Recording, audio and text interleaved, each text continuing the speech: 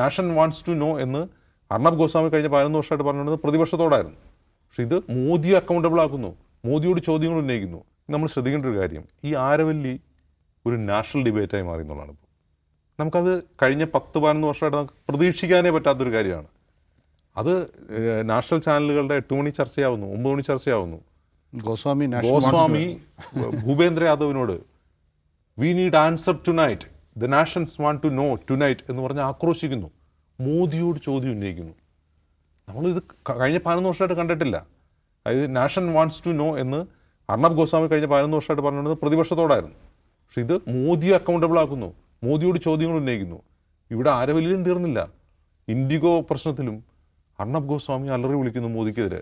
ഇത് നമ്മളൊരു പുതിയ കാഴ്ചയാണ്. അപ്പോൾ അത് ആരവല്ലിയോടുള്ള എന്തോ പ്രത്യേക സ്നേഹം കൊണ്ടാണ് എന്ന് പറയുന്നവരുണ്ട്. അതല്ല, ഡൽഹി പൊള്യൂട്ടഡ് ആവുന്നു എന്നുള്ളൊരു പ്രശ്നത്തിൽ ബൂർഷ്വാ മാധ്യമങ്ങൾ അവിടെ ആൾക്കും താമസിക്കണമല്ലോ. ഇപ്പോൾ നിതിൻ ഗഡ്കരിക്ക് ലങ്സിൽ അസുഖം ഉണ്ടായെങ്കിൽ അർണബ് ഗോസ്വാമിക്കും ഉണ്ടാവും. അതുകൊണ്ട് അവരെന്ത് ചെയ്യുന്നു, അവരല്ലാതെ വിളിക്കുന്നതാണെന്ന് പറയുന്നുണ്ട്. പക്ഷേ വേറൊരു ചെറിയ റൂമർ കൂടിയുണ്ട്. അതായത് ഇതിപ്പോൾ ആരവല്ലിയിലും തീരില്ല. അതായത് പ്രധാനമന്ത്രിയുടെ ഓഫീസർ ഓൺ സ്പെഷ്യൽ ഡ്യൂട്ടി ആയിരുന്ന ഒരു ഹിരൺ ജോഷി ഉണ്ടായിരുന്നു. ഹിരൺ ജോഷിയുടെ പണി മാധ്യമങ്ങളെ നിയന്ത്രിക്കുക എന്നുള്ളതാണ്. മാധ്യമങ്ങളുടെ ഹെഡ്ലൈനുകൾ എന്തൊക്കെയാവണമെന്ന് തീരുമാനിക്കുക.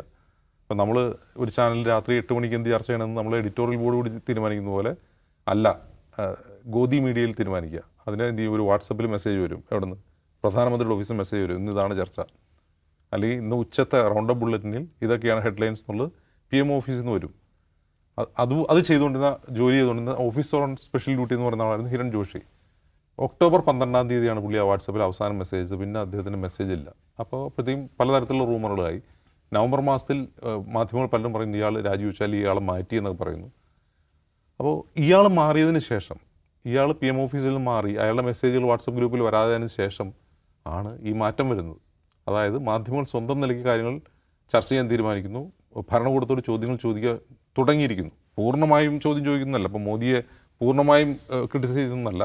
ചില ഇഷ്യൂകളിൽ, ഇപ്പോൾ ജനങ്ങളെ ബാധിക്കുന്ന പ്രശ്നങ്ങൾ, ഇപ്പോൾ ഇൻഡിഗോ ആവട്ടെ, ആരവല്ലി ആവട്ടെ, അത് ഏത് ജനങ്ങളെ എന്നുള്ളതിനപ്പുറം ജനകീയ പ്രശ്നങ്ങളിൽ ഭരണകൂടത്തോട് ചോദ്യം ചോദിക്കാൻ തുടങ്ങുന്നു എന്നുള്ളത് ആരവല്ലിയിലും ഇൻഡിഗോയിലൊക്കെ ഒരു സൂചനയാണ്. അപ്പോൾ ഇതൊരു മാറ്റത്തിൻ്റെ തുടക്കമായി ചിലർ വിലയിരുത്തുന്നുണ്ട്. അങ്ങനെയല്ല, ഈ മാധ്യമങ്ങൾ സ്വയം ക്രെഡിബിലിറ്റി നടത്താൻ വേണ്ടി കുറച്ച് ജനകീയ പ്രശ്നങ്ങൾ ചോദിച്ചു കളയാം, പ്രതിപക്ഷത്തെ അക്കൗണ്ടബിൾ ആക്കുന്ന പകരം മോദിയോടും കുറച്ച് ചോദ്യങ്ങൾ ചോദിക്കാം എന്ന് പറയുന്നവരുമുണ്ട്. നമുക്ക് കുറച്ചുകൂടി വെയിറ്റ് ചെയ്യാം എന്താണ് സംഭവിക്കാൻ പോകുന്നത്.